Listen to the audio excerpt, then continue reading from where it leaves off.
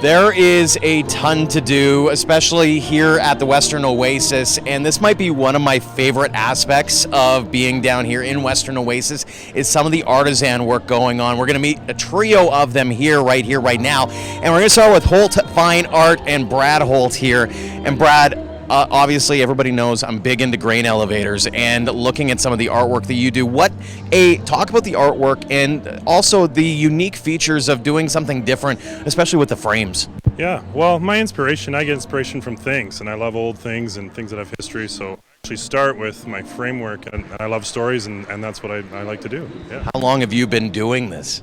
This is my 7th year at Stampede, but about 12 years full-time.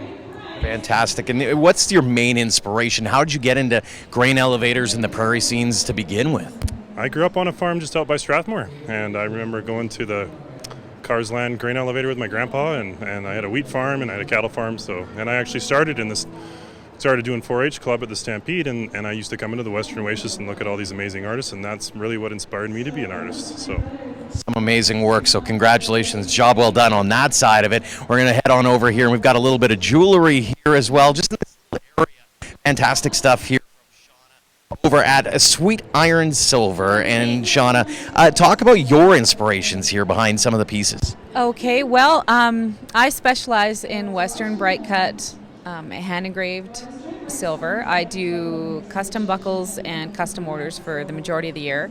This is my big show. I maybe do Canadian Finals Rodeo or one other show during the year, but this is my big event. I work all year towards it, and I'm always very excited to be here. I've been here for about 17 years, so yeah, it's very exciting to be here. So the savvy veteran in the group is what you were explaining yourself before. What serves as inspiration for you?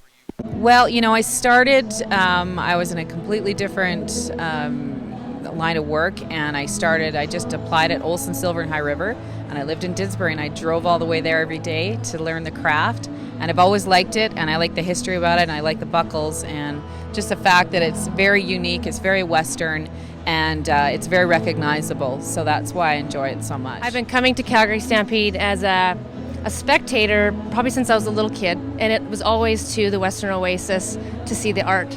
I have an art background, so that's what brings me back here, because this is such an amazing atmosphere. I get why they call it the Western Oasis.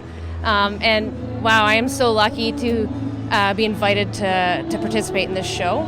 So, yeah. Talk about some of your work and what inspires you to get some of these beautiful pieces together. Oh, well, so I grew up, my family raised and trained horses, and we always worked with our own leather, and that's what got me started. It was just a very comfortable thing to work with leather, and then once I started, I couldn't stop. I just get inspired. The more I work with it, the more ideas I get, and there's just no end of the possibilities on design. So, yeah. What is the best part about Stampede for you? It would definitely be this art show and the Western Oasis. And actually going out and checking all the agriculture events. I'm a huge advocate for agriculture. I love our history in Alberta here. So I'll go out when I need a break from the booth. I'll go check out like the cutting horse competition, the Budweiser horses. There's everything. There's pigs, there's sheep out there. It's all really cool.